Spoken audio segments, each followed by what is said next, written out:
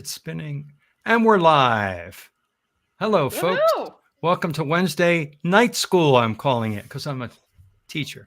And I thought I would try my hand. And the reason we're on tonight is because I usually go on with Larry, the Carnivore Soldier, at 8 p.m. Eastern Time. It's 7 p.m. Eastern Time, my time, and Rick's time. And he said he wasn't going to be on for a few weeks. And I thought, let me try my hand at this myself. So this is my first one. And I thank you. I greatly appreciate you coming on. And let's just go around and introduce ourselves. I'm John Laspina, the Carnivore Teacher. And I've been doing this for about 5.5 years, eating the proper human diet, 1.5 years being carnivore. And I have a YouTube channel to talk all about it because my life has improved so dramatically. And today we're going to talk about how our lives became optimized when we started eating properly. And so that's my shtick. How about you, Christy? Oh, sorry, I muted myself because I was typing back to DC. He'd like to join us, but he said the original link didn't work. So I said you had sent out a new one, but I didn't know if you sent it. I didn't send it to him. Let me send it to him while you're talking. You would like that, please. I can figure out how to do this. All right. Anyway, so while I talk, you can do that. So I'm also a teacher, so I thought it was amazing that he called this Wednesday Night School. And my channel is Meeting Wellness, as you can see down there in my little corner. I feel like Rick should be in my corner because the little StreamYard duck is up there. Oh, sorry. But anyway, I've been a carnivore for just a little over 1 year. And when John told me the topic, I thought, well, I definitely have to come on and talk about that because my life has become optimized in many ways over the last 365 plus days that I've been eating this way. How about you, Rick? Well, you know my story. I started carnivore in 1983, and I taught at Miami-Dade College from 2000 to 2013, electronics, computer repair, and some technical math. And I'm the biggest quack you'll find in the carnivore community, and I'm the only one that started the diet in a form of protest. I didn't start it to get healthy, and I don't call it the proper human diet. I call it Rick's heart attack diet. There you go. That's awesome. I'm Nia at Nia's Way on YouTube and Instagram. And I'm coming up on my 1 year anniversary carnivore. But I had a round one where I made it 11 months before I got pregnant. And so I've had my ups and downs and all arounds, but I'm back. And I obviously feel the best eating this way. And I've overcome quite a few things. Chronic health issues with my digestion and anxiety and overusing alcohol, we'll call it that, or an alcohol addiction. I was able to conquer it with this. So that's my spiel. Okay. That's great. I'm waiting for DC. Hopefully he can get it and come in. Oh, there he is. He was down the bottom. Here he comes. Hey, thank you for coming. Sorry, I'm learning on the job how to work this program. And I was telling the other people, I think I created 2 links by accident. I tried to delete one. Sounds familiar, right, with my YouTube channel. And so I'm glad that we're all on and we are live. I just tried to check my YouTube to see if I was streaming and it doesn't seem to want to come up. So I don't know what's going on here. Hopefully it's going to work. We're going to talk about how our way of eating has optimized our life, and we all have different stories. So yours is very unique, DC, because you had cancer. You're in remission for 10 years. So tell us how eating carnivore has really saved you, helped you. Yeah, that can be a long story, but I'll try to keep it short. For me, it all started. I've never stopped eating meat. I've always had meat, but my biggest problem was that I always ate lean meat, and I was very fat phobic. And that with I think a lot of supplements and that sort of stuff, a heavy seed oil sort of diet as well, sort of led to my diagnosis, I think. But cleaning my diet out and we've always cooked at home. I've always had good meals at home in my adult life anyway. But the last 10 years, it's progressively gotten higher and higher in fat intake. It's gotten cleaner, no supplements, no protein powders, that sort of stuff, and much higher in fats, so animal fats, and a good mix of animal fats. So it's really helped me to help like repair and optimize my lymphatic system, my immune system, my cognitive function. After treatments, I was pretty much pre-dementia.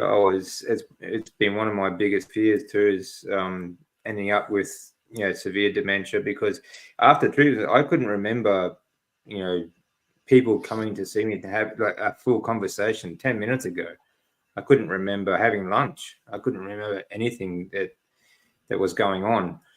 I could barely speak, and I could barely move as well. So it's really helped me to get a normal life back, to get my movement back, to get any kind of like concentration and thinking skills. Are probably one of my favorite side effects of this high-fat diet.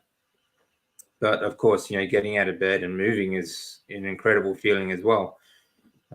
There's nothing worse than being, stuck in bed and not knowing what's going on, So it's been incredible for me. All right. Thank you all for sharing that. So that's just my basic topic tonight. I don't have a list of questions or polls or anything. I just wanted to do my first stream here where we talk about, maybe we can get into specifics, something specifically that really improved. And even Rick, I know you started this when you were 16 years old, right? 15. 15. So go way back in the memory and give me something when we get to you. So I guess my next question would be, all right, what I say at the end of all my videos is eat well so that you can look and feel well and become the optimized version of yourself. I don't know why that just hits home to me.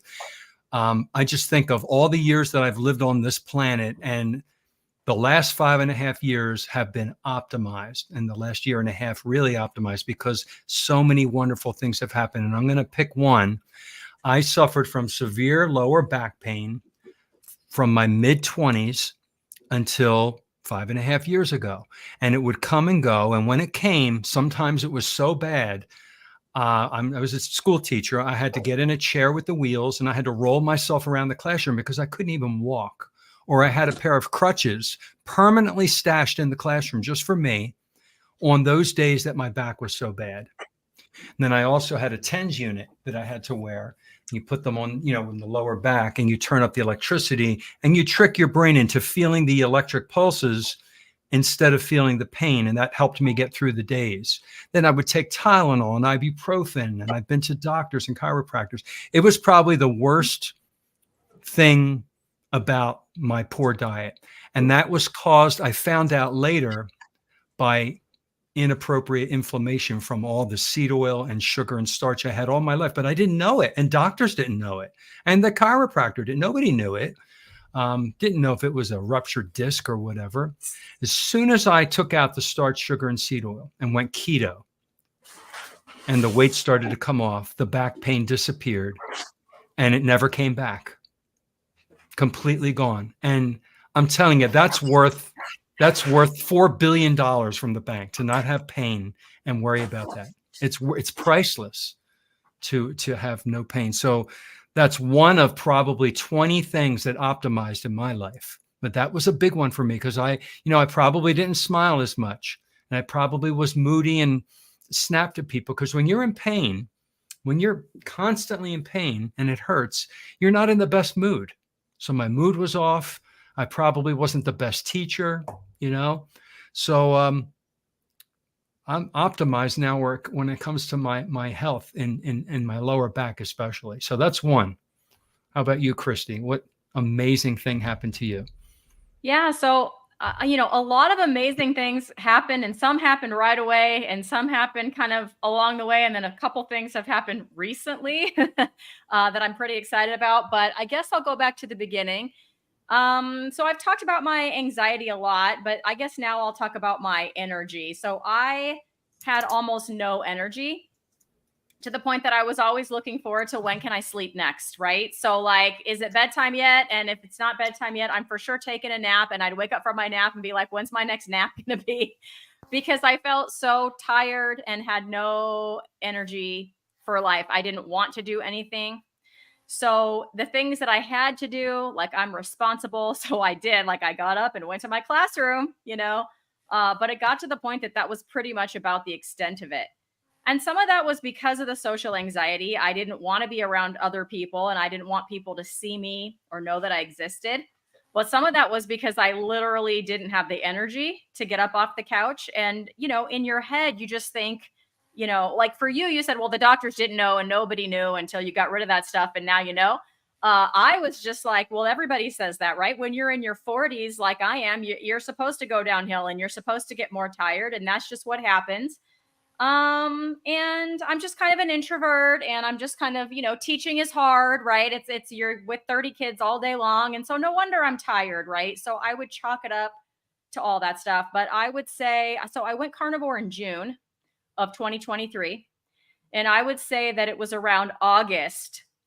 I had so much energy. I was like, I have to do something. Like, I have to do something. And the first thing I did was I started sprinting on a regular basis, because I had just happened to watch a Dr. Sean O'Mara video about that, and it sounded good to me. And I thought I could do that because I have all this energy.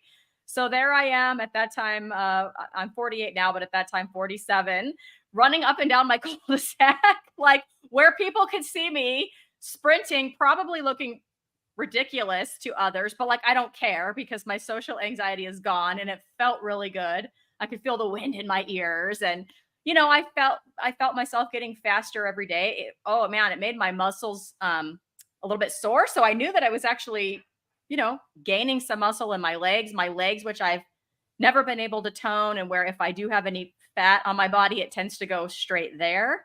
It's like I had these muscles in my legs that weren't there before. So then that felt good. And then that just motivated me to do more and more. And it's like I have the desire to do things and the energy to get them done. So that's pretty fantastic, coming from a person who is kind of a slug before. How about you, Rick? Did you think of one, Mister? I've been on this diet for over 40 years. Well, I can think of quite a few. I was an extremely unhappy kid because of how short, skinny, and frustrated I was, and I hated school, and I didn't like my life much at all. I always looked forward to going home, hanging out with the ducks, working on my little projects, having my little chemistry lab in the backyard, my garden. That's what I liked. And I hated going to school, so I thought, you know what? I'm going to give myself a heart attack, and it just everything kind of aligned in a certain way where I was just eating meat. And I'll tell you, I had no idea that it would do anything good. I figured that, I would just fall over one day and that'd be the end of it. But it turned out that I actually went from being one of the shortest kids in junior high, to the second tallest in high school, from having a C average to a straight A average, and just feeling a lot better and just being able to learn better. And it just that had a lot of benefits, let's put it that way. And it wasn't something that I was trying to do, because pretty much every one of the carnivores that you see that come out on YouTube, they talk about all the health problems they had. I didn't have any of those health issues. Back trouble, I've never had that. I mean, you think about all the problems that people have, I've never had really any of them. I haven't had digestive issues. I haven't had skin problems. I mean, the worst skin problem I ever had was falling into velvet bean, or getting, in some plant sticking me with the thorns, or maybe getting bitten by one of the iguanas or something else out there. But other than that, there wasn't any real health issues. My biggest thing was just I wanted to be different, and therefore it was not difficult for me to start the carnivore diet and stay with it. I did try the plant-based diet in 93, and of course it made me feel so bad that I realized, I discovered what migraine headaches were. I discovered what diarrhea pretty much every day was, and I discovered what hating to eat was. So yeah, I started out as a relatively normal kid, got into the carnivore diet, then after 10 years got out of it, tried the plant-based diet, and that just told me, no, you can't do the plant-based diet. I went back to the carnivore diet, and I've been calling it the heart attack diet ever since. In fact, when the guy opened the Heart Attack Grill in Arizona and later Las Vegas, I remember my dad pointed that out when it was on the Nightline or some type of news show, and it was like, yeah, I can identify with that. So I just kept pushing it. Heart attack diet, Rick's heart attack diet, eat all the meat and fat that you can, and one day you'll just drop dead of a heart attack.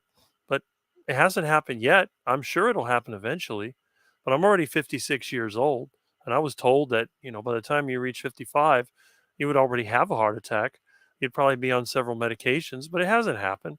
My blood pressure, they told me, was abnormally low. It's 90/60 when I'm resting, but it goes up when I work. And I do take regular measurements. I haven't been to a doctor since 1996, so I don't know what any of my blood markers are. In fact, like I said, I could drop dead at any time. I could just walk outside and fall over, and next thing you know, the ducks will be having me for lunch.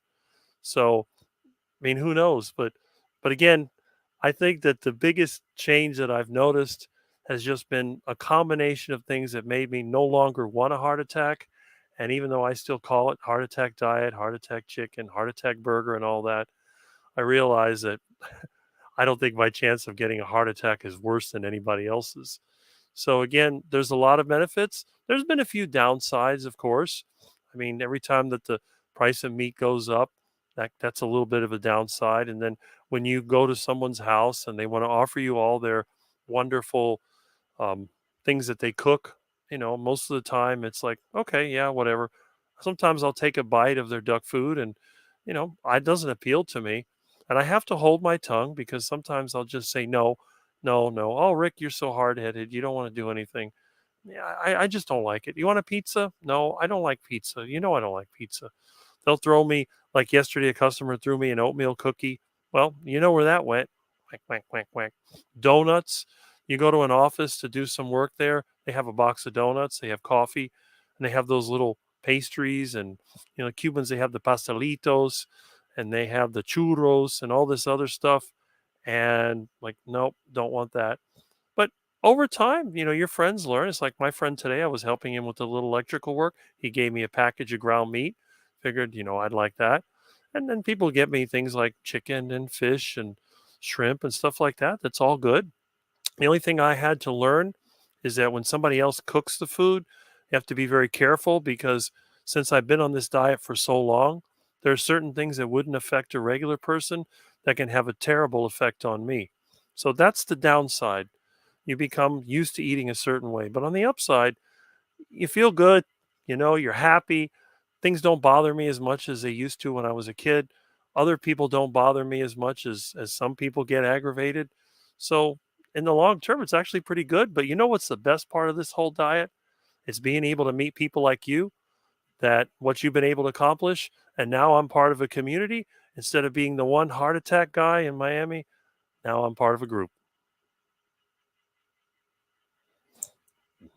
I can just imagine headlines 100 years or so. Yeah, world's oldest Floridian dies of heart attack at 156. It was the meat that got him.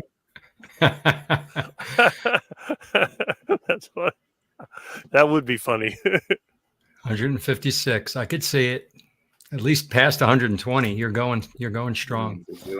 How about you, Nia? So far so good. How long I'm going to live? And the longest anyone lived in my family was 94. But I don't care. I don't care if I die at 94 as long as I do it when I'm active. I'm doing something. Maybe I'm working on my car. I'm doing something outside, or I'm chasing after an iguana. I'm out there, trying to catch an iguana and then just drop dead. That's just like when I was a kid. I used to have a song, you're going to have a heart attack. You're falling. Was it how I used to put it? You'll fall right down and you won't be coming back. That kind of thing. That was the whole idea. It wasn't a matter of living. It wasn't a matter of living forever. It was just a matter of enjoying what life you had. And then after that, that's out of your hands. That's up to God or whatever else you believe in. While you're here, you do the best you can. Nobody wants to be sick. Nobody wants to be bedridden. I took care of my parents when they got sick, and I don't want to end up in that situation. It's just really, even my mom, she wanted to die. And I kept telling her, I said, look, you want to die? Join me on the heart attack diet. But I could never get her to eat a steak. She hated steak. And I tried everything. I even tried to make her a heart attack burger junior. Nope, wasn't good enough. She wanted the patty really, really thin, lots of vegetables. And, Rick's heart attack burger, you got 4 half-pound patties, you got 8 slices of cheese, you got buns made out of pork rinds, eggs, and cheese. Oh, that It's sounds over. good. Oh, it's excellent. It sounds And if you amazing. like calories, it's over 10,000 calories. And let me Okay. tell you, it just, the flavor is amazing. I bet. And All right, I'm driving down. there you go. Get that heart attack burger. That's Oh, a yeah. good one. Oh, wow. I agree, Rick. It's not about how long you're here, but how healthy you are Volume, while you're here. I like Dr. Kiltz, but he always says, like, take care of the Ferrari. Don't push it too hard. I think drive it as hard as you can, and drive the wheels off it, and then let the engine explode. That's the theory. That's the lifestyle. That's the ethos of the heart attack diet. You maximize your fun, and you just enjoy your life. And then one day it all kind of falls apart. The engine blows up, the wheels fall off, the panels fly off. You die of a heart attack. By the time the rescue gets to you, there's no saving you. You don't have to worry about being revived in the hospital. They just look at you and go, you know what? He lived his life. He's done. Yeah. All right, Nia, how about you? My background is from chronic digestive problems. So that really started when I was a teen. I'm now 37. And so it took me from about 15, 16 to about age 30 to whittle my way down through process of elimination. I started out plant-based, vegetarian, vegan, and then found ancestral paleo. And then, it took me till about age 30 to get down to only meat. And that's when I'm also a mom, as you can hear, if anyone doesn't know already. She waited till it was my turn to speak to make noise too. So she's getting smarter by the day. But I basically just kept cutting things out, and I learned over time about all the different things that are in plants that can trigger gut issues, because that's what I was interested in, because that's what I was mainly suffering from. And so when it dawned on me that, plants want to survive, and therefore they defend themselves, and they don't defend themselves in the same way animals can, right? So they are doing that chemically. And, the intention of those chemicals is to inhibit the organ systems of the predatory species that's eating it, right? So the digestive system, the nervous system, the circulatory system, all these things, right, are being affected in one way or another by these plant toxins. And so when I finally got into only meat, I realized, okay, all my digestive problems went away, and all of it started making sense for the first time as to why I had been sick for so long. I also had a lot of anxiety, a lot of social anxiety throughout my life, and not necessarily depression, I would say, but periods of just being very apathetic, almost like I could not get in touch with any emotion whatsoever, just very numb, very unmotivated. And I always had this voice in the back of my head telling me, like, I'm here to do something. I'm here to do more. Like, there's a purpose for me that I need to act on, but I just, for whatever reason, couldn't get in touch with it, couldn't figure it out.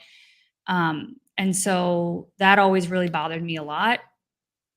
And that's something, and then that's kind of where the whole alcohol thing came in. So I used alcohol as a coping mechanism to numb physical and emotional pain. And so, and to numb anxiety. And so it was just sort of my Band-Aid for everything. And that became an addiction for me for many years. I also worked as a bartender. I worked in the alcohol industry for many years. And so it was part of my lifestyle. And so that was something that I knew I needed to once and for all get a hold of. And so that was really my goal this time going carnivore, because I had been eating basically carnivore probably the last 6 months before I started again.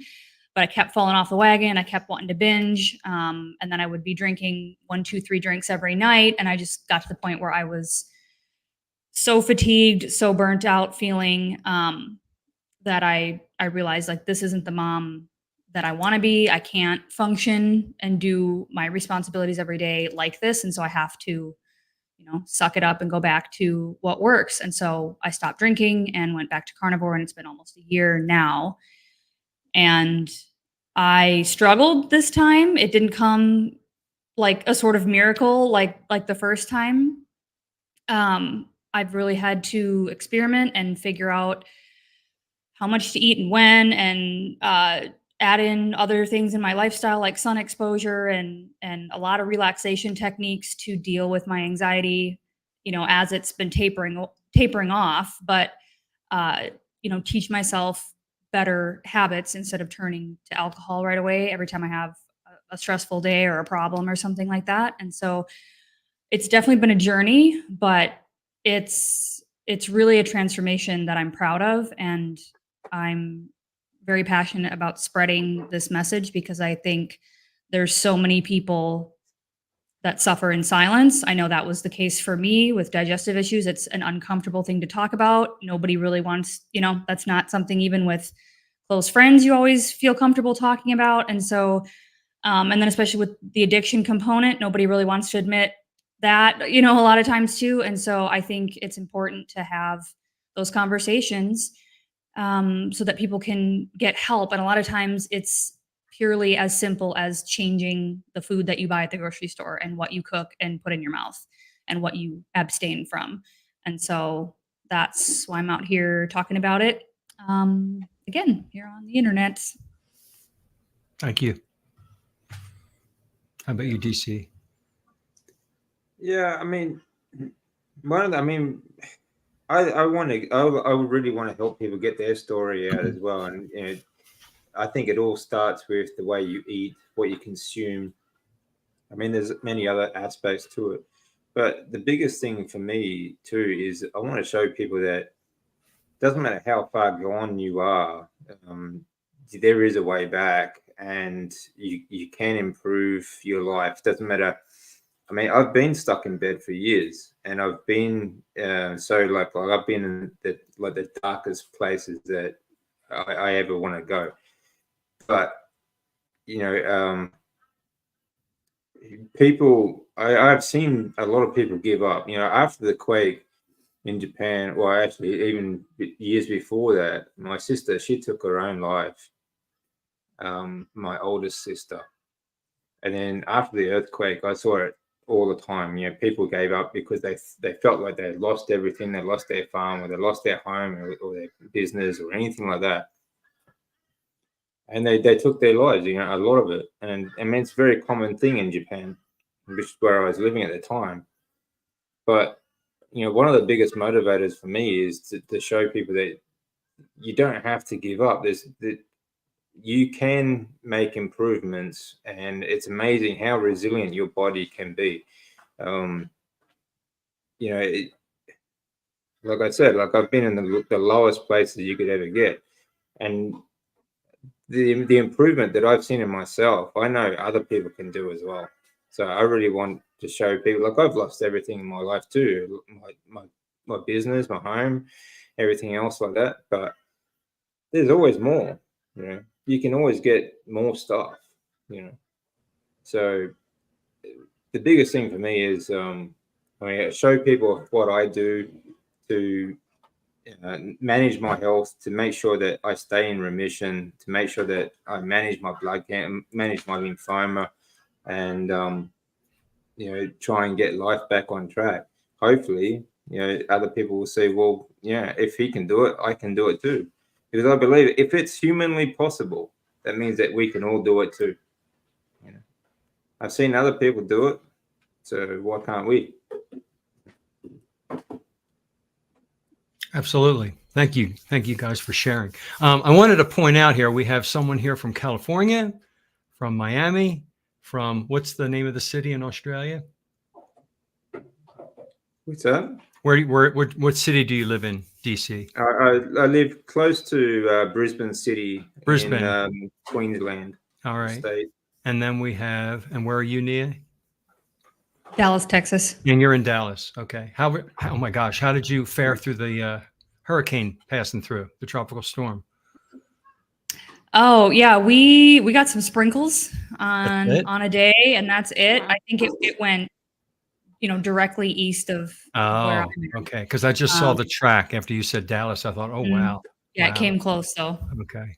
All right. We have a Bunch of my question.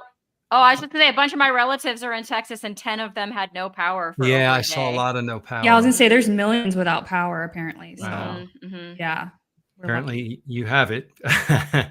Yeah. Okay, so we have one question here. I'm so excited. I got a question here. I clicked the wrong one. Hold on. Here it is. There you go. There it is.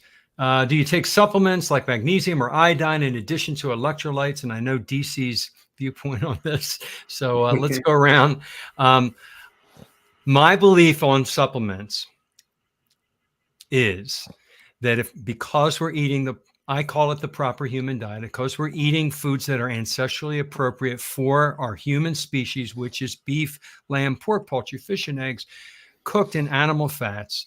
It's the heart attack diet that Rick talks about. It's animal products, all right? Whether you have some vegetables with it or not, ketovore.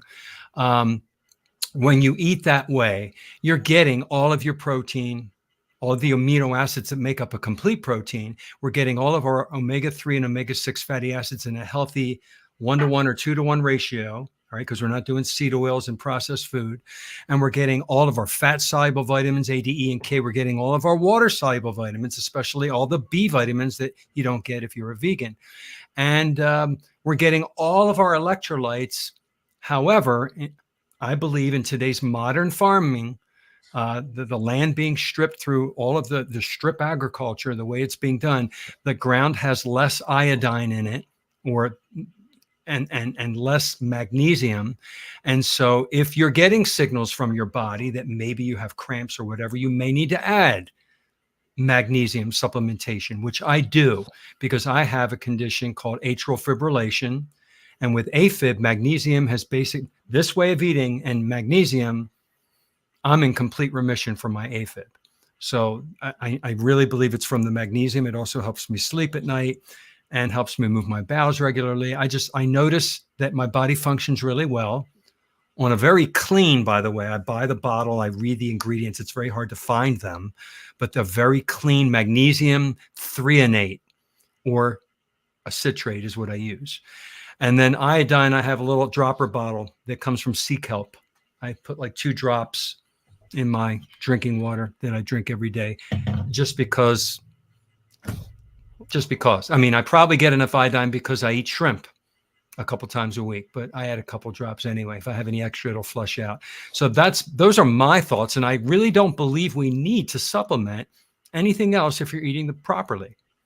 All right. What are your thoughts, Kristen? So I agree with everything you said in the first part of I don't need to rehash it. Like you said it, right? Proper human diet, all that. But I do believe, like you, that if your body is giving you signals, or maybe you got a blood test from your doctor, like I did, that tells you have a deficiency, then maybe, and maybe not to say that you would have to take those supplements forever. Maybe being on the proper human diet long enough, those deficiencies might correct themselves. But in my case, I had a low thyroid that my doctor kind of refused to acknowledge or deal with because my LDL was so high, and she only wanted to talk about putting me on a statin. And I asked her several times about my thyroid. She just didn't, and she just ignored, like I wasn't even talking, and she just went right back to my cholesterol. So I thought, well, I guess I'm on my own to handle this. And I researched it. And like you, John, I found that iodine is sort of important for thyroid function. And because of the soil depletion too. So I did start putting a couple of drops of iodine in my drinks and taking that. But I did that for a good 6 months, and I still felt those low thyroid kind of energy, kind of like, it's kind of like it's different than just being sleepy. Like it's a tired that's different than being sleepy. It's like bone weary kind of exhaustion. And I would still have periods of that. And so I've switched to taking like a beef thyroid supplement, and I've been doing that for maybe 3 weeks. Now, to be fair, I always have more energy on summer vacation because I'm not teaching kids all day. Yep. So I think the real test will be in August when I go back to teaching. But it's like that, like, yes, when it's time to go to sleep at night, I'm tired, but like that fatigue, that deep fatigue that I've been experiencing since my 20s, I haven't been feeling that since about a week after starting on that. So maybe that's the ticket for me. I don't know. And I don't have any more blood work to prove it with numbers or anything in that regard. Also, my legs will cramp at night if I don't have enough electrolytes. And so I'll wake up in the night, I'll feel it coming on. And I'm like, oh no. Because as soon as you feel it coming on, you know it's about to hurt really bad. And then your whole calf just. You try to jerk your leg the other way and say, no. No. Yeah. And then it does it anyway, and it just hurts. And Oh, so, boy. yes, I Yeah. do take an electrolyte supplement. But if my legs didn't cramp at night, I wouldn't do that, right? So it's in response to Right. information I've been given through my blood work or my experience, just in my daily life with my own body and what it's doing. Okay. But that's really it. I don't take anything further than that. I also meant to mention salt. I use a salt. I salt my food to taste. Tonight for dinner, I wanted lots of salt. I tasted a piece of my meat. We had flank steak tonight on the grill, and I wanted more salt. You can take a little taste, and that's your body signal telling you if it's not salty enough, too salty. You listen. You start when you clean up your body by eating cleanly. You can see and sense these signals, whereas before you were in a fog. You probably wouldn't have been able to sense the signals when we ate the standard world diet full of crap. Rick, do you add any supplements at all? No, I haven't had supplements since I was a kid. My parents used to give me a lot of vitamins when I was growing up, but as part of the heart attack diet, I kind of rejected it. I've never experienced the cramps that you talk about. I've had times where my muscle was hurting the next day because I was doing a lot of work. Maybe I was doing a lot of moving things around or digging or whatever, but I've never experienced those cramps. Can you guys hear him? And I'm always, I can't hear anybody. Oh, can't hear me? All right. You're right, Rick. I have to Oh, I'm go out okay. and come back in. This happens every once in a while. I'm You're going to good, go out and Rick. come I back. think it's Can on I do that John's if I'm end. the Okay, no the problem. host here? My equipment is old, so I always tend to think All that right. it's failing. All right, I'm but, going to go out and come back in. I hope this works. No, anyway, I if can't it's do that. It's going recording- to end the stream. Oh, How do You I can't fix just- this? I think he See can if I leave can the change studio. audio. yeah. If you just go backstage, John, and then come back in, that might help. Yeah.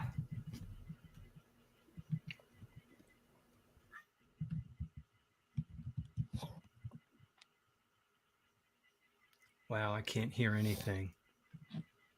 No Can one's one of talking you at the type in the moment. comments something to tell me what to do? If Backstage, it says. if I quit this, is that going to cause the whole stream to end and I can't re-enter it? Yeah. Or can I re-enter it? No. Hang on, John. Yeah, I am wearing headphones, Nia, but I tried switching it over.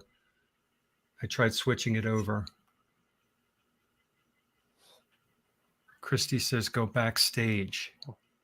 I'll try How unplug do I do the. that? Oh no, that was from before. Hope I didn't break it. I had to set up. Try Click unplug remove. the headphones. Where's remove, Nia? Oh, I'm so sorry, everybody who's watching. Oh, crap. Can you hear anything?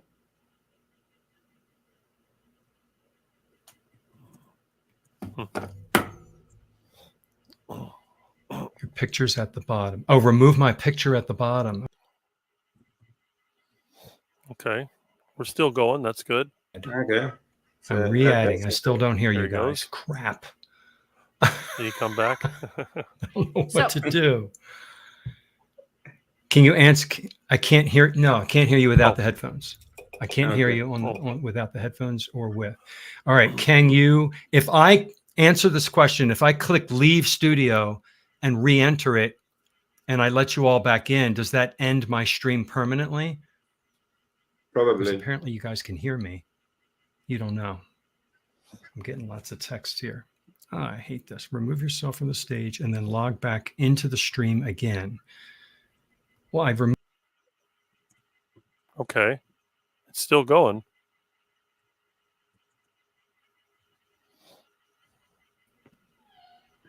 Yeah, either way, we All could right. just start over. I'm going to you know. leave the studio and come back. And if we never come back again, that means I ended the stream accidentally. I can click end stream at the top as well and then restart maybe. I'm going to Just try leaving. end Just stream. No. Yes. All right, here we go. What you're saying don't? No. Nia says no. All right. What if I click leave studio at the bottom? Do I do that? Yes. Try leave studio. Here we go. If we don't see each other again, and audience, I'm so sorry. This is my first time. I'm going to leave. We didn't and try to come back. And vaporize. if we We're don't just- come back, thank you for coming. I hope we come back. Just start again, dude. Leave studio. Leave. Okay. So Rick, why don't you keep talking and then hopefully he'll come Sure. back. Yeah, you Hopefully can he tell knows us what your I story, meant. Yeah. Rick.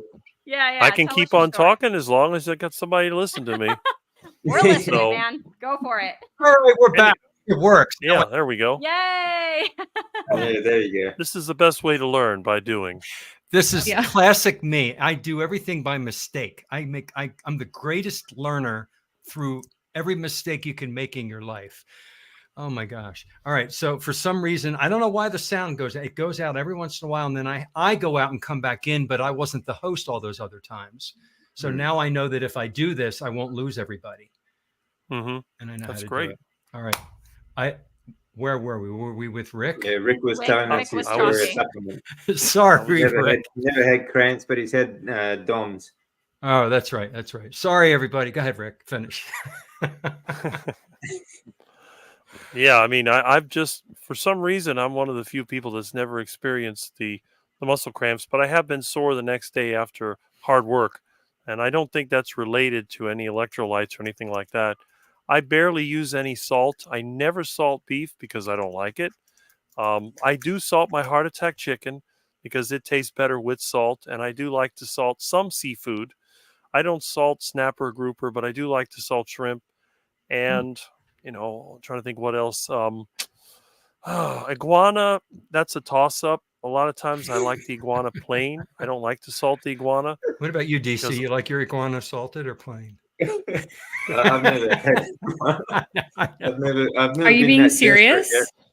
Rick's being serious. Like you actually like hunt iguana and Oh, yes. catch them? Yeah. There's short videos of me catching iguanas, cutting them up, cooking them. I fry them. I boil them. I love iguana. You can I eat love them. reptile Yeah, meat. yeah. I've had snake, iguana, frogs. I used to go frogging a lot when we still had frogs. We don't have them anymore because the development wiped them out.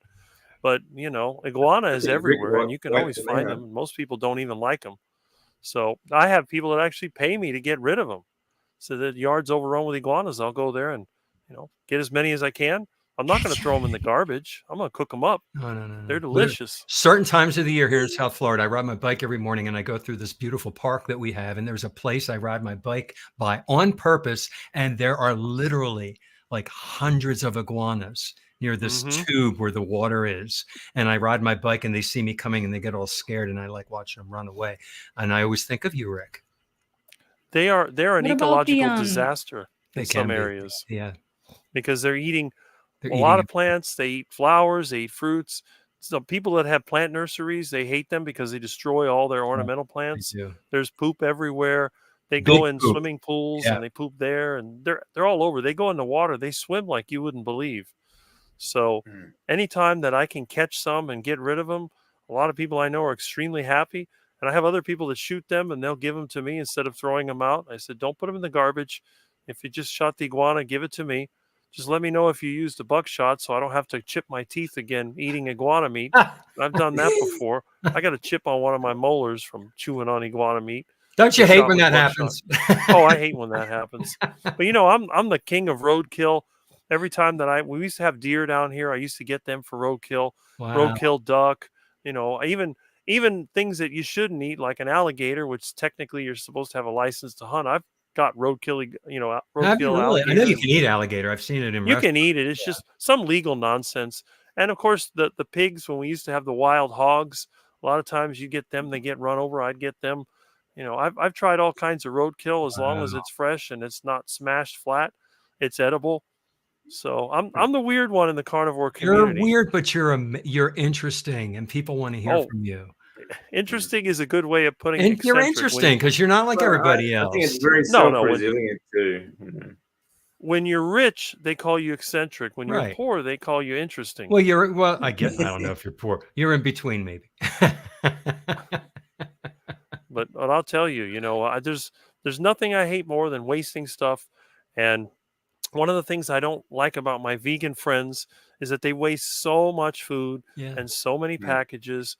It's just like their garbage can is a fermenting mass of nastiness. They're talking about cow farts and they're producing more methane than the cow that I ate ever did because they have garbage fermenting in the garbage can. It goes in the garbage truck and then it ferments in the landfill.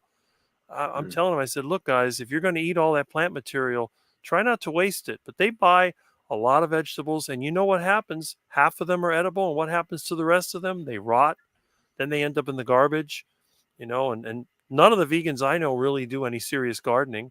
I've tried to get them to garden, but it always turns into a disaster. The insects and the animals outside. In fact, the one, vegan friend I have, she's the one that gets me to get the iguanas out of the yard because they were eating all of her veggies and she's afraid of lizards. So I went back there with my crossbow, and I must have gotten like 14 or 15 of them out of that yard. Wow. And every time they have a problem, I go there and get more. And then I walk out of the backyard holding the tail of like 7 or 8 iguanas. And her friends that are vegan, one time they came over and they saw me with those things, and they were feeling sick and horrified, and and I tried to explain. I said, look, if you're going to be a vegan and you're going to eat plant material, you got to compete with everything else that's out there, and that includes iguanas. And if you live in a rural area, that's going to be the deer. So what are you going to do? You have a choice. You can try to protect your vegetables from what eats them, but guess what? That's not easy. The iguanas Mm. can always find their way in. They can dig holes under the Yeah. ground. They can fit through the fence, so they're always going to get your plants. And the deer, they jump over the fence. It's Mm. so there's really only one way. And if you have pigs, some places here used to have those wild pigs, and they can devastate your garden. You get a couple of them in there, and you'll end up. It looks like a bulldozer went through there and just tilled everything up. So the Mm. ultimate solution is you get the predator in there, you kill the prey, and then your vegetables are able to grow with a lot less problems.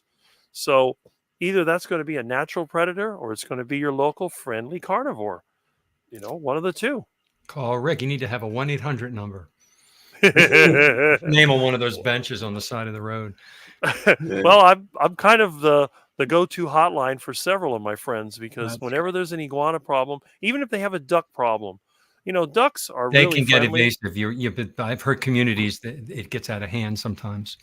Ducks are extremely cute and friendly and lovable, but the problem is they eat like crazy. They poop like you wouldn't believe. You got a feathered fertilizer spreader, and the amount of duck poop that you can get is just mind-boggling. I've gone to someone's home and their whole sidewalk is covered in duck poop, and I'm sliding around like if I was ice skating. That's how bad it is. And then of course they eat everything in sight. They eat all the grass, they eat all the plants, and they're having a freak out moment. So I come with my cages and my pickup truck or my van, Wow. and I catch them with my net. I stuff them in the cages. I bring them to my house. I turn them loose, and then they can go to the canal if they want to, or they can hang around here, and I'll feed them duck food. And I find the nicest ones, I make them my friends, and the ones that are kind of mean and difficult to deal with, I have a special place in the kitchen for them. They may get a little rest in the refrigerator for a little while, and then next thing you know, they're going to be delicious. That's just what could be better than that? Yeah. You go out on the road, you get run over by a car, or you pay one of these duck killing services to poison them, and then they die a slow death, or they get shot at, and then the ducklings are left orphaned. Or I just come and take the whole group, mama ducklings, everything, bring them here, let them do their thing. And when I get too many ducks, well, it's time to start cooking. There's no downside to this, even though some of the vegans I know are horrified. One time I was plucking a duck, and my one vegan friend, she comes over and she sees me holding the thing by its feet, and there's feathers all over the yard, and she says, "Oh, I've just witnessed a murder scene." Like, no, you haven't witnessed a murder scene. you're going to witness a delicious dinner. That's not a murder scene. You know, just you get a duck that's mean. What are you going to do with it? Yeah. Take it somewhere else and have it cause trouble there, or take care of it yourself. It's so simple. It's delicious. There's no downside to it. And you're saving lots of money if that's your food too. Saving lots of money, and my vegan friends are not being driven crazy. They go crazy with the bugs. And I try to explain to them, I said, well, if you had your own little flock of ducks, you could train them. They'll eat the bugs. You feed the ducks. They're not going to eat your vegetables. They may eat a tomato now and then or peck on a watermelon, but you're better off having animals in your garden than trying to use all the organic pesticides. Well, the ecosystem, you can have your whole ecosystem set up there.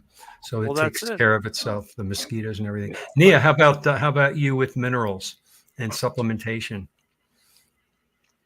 I started out taking like a full electrolyte supplement. I make my own at home.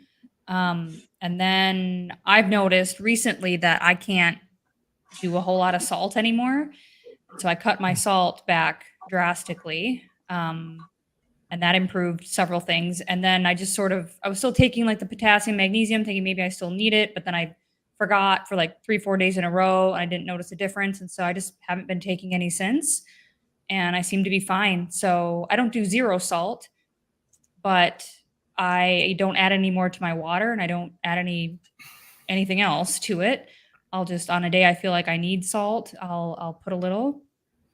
And it's hot here right now. It's in the 90s or 100s every day and kind of humid. So there are some days where I'm like, I feel like I sweated a lot, where I might need a little salt, but I'm pretty much off of everything. I was doing iodine drops as well I think I started in November and took them up until recently too, probably about the same time I stopped doing the salt. Because I didn't really notice a difference a whole lot. And I had started like with a couple drops and went up to about 6 or 7 drops a day and didn't really notice anything different. And I haven't felt different since I stopped taking those. So yeah, that's kind of where I'm at. I feel like the longer you go, at least for a lot of people, your body balances out. It becomes very efficient at using what it does get. And so, perhaps we won't all need to kind of like you were saying, Christy, where, depending on where you're coming from, where your background is, maybe you need some in the short term, but eventually it'll probably work itself out. Yeah. All right. And DC, I know you have some strong opinions about pharmaceutical supplements. Yeah. That's the thing too. People don't understand that, their supplements are still made by pharmaceutical companies, the same people that make drugs. Okay. So they have the same ingredients in a lot of them. And when you buy supplements also, they only need like a very, very trace minimal amount to have like to actually market that supplement as what they say, for example, vitamin B sort of thing. It only has to have a very, very trace amount of that vitamin in that for you to actually sell it as that vitamin. I think they're a complete waste of money 9 times out of 10. They break down in your stomach acid anyway.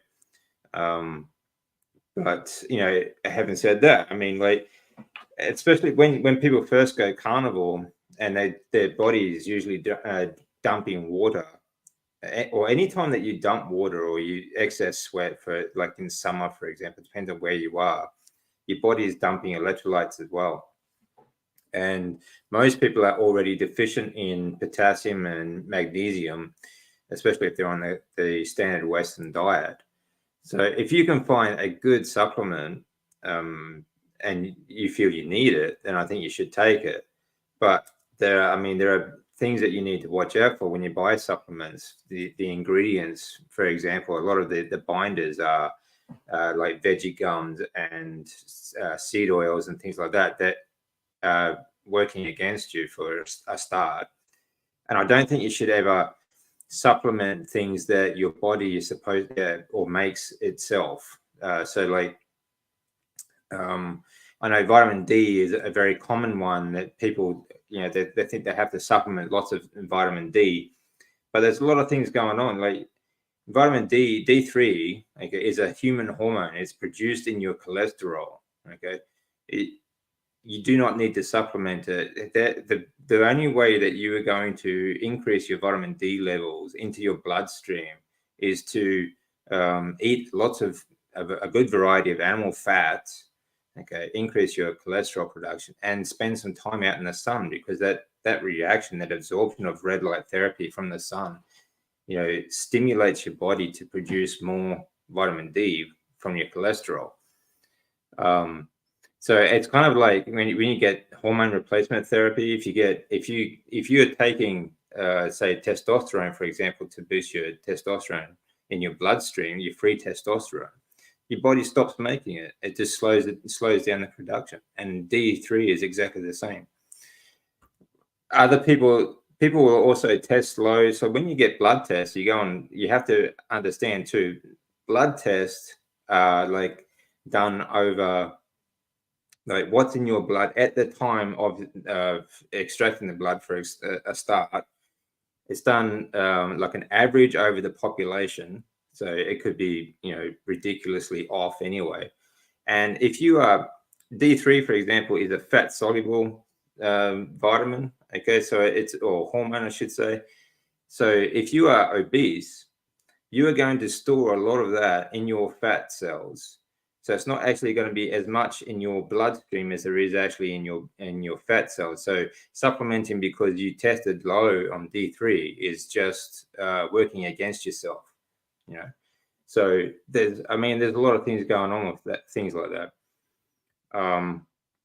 When it comes to like when you're dumping water and you're thinking about talking about electrolytes. Yes, we need to replace electrolytes, but you can get that from a really good mineral salt.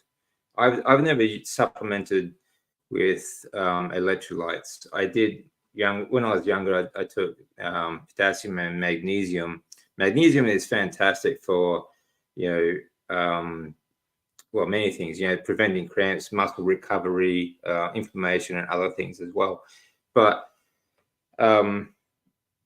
you can supplement with that stuff. You can also get like direct like bath salts. If you have say like a really nice hot bathtub, okay, like a hot bath with these mineral salts, okay, your body's also going to absorb it through your skin.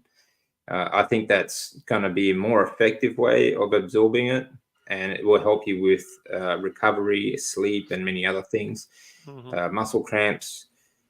I don't think that an oral supplement is going to be as effective as most people think. So I just think there's a lot of things you need to sort of watch out for as well. So in the bathtub with the minerals, because our skin covers more square footage or whatever, we can absorb more efficiently than through our stomach.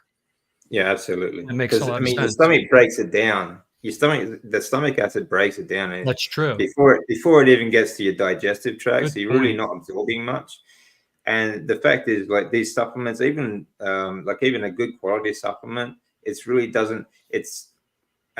a number of factors there too. One, it's a manufactured supplement. It's a manufactured vitamin. Okay, so it's not a natural vitamin. Even when it comes from a natural source, it's heavily processed. It's been cooked, and just like everything else, it has a number of problems that come with that sort of processing. And then it gets broken down your stomach acid before it even reaches your digestive tract. So your lymphatic system, it's designed to absorb your vitamins and minerals and electrolytes and everything like that through fats.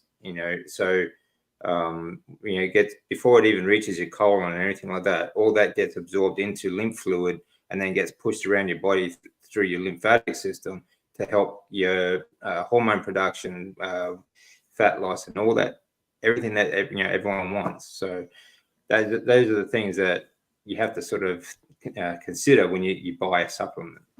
Okay. Very good points. Really good points. And when you told me about all this stuff probably a few months ago, those are points I never really considered. So now I think about that. Yeah. Especially, I never really thought about, your skin. It's just so much more surface.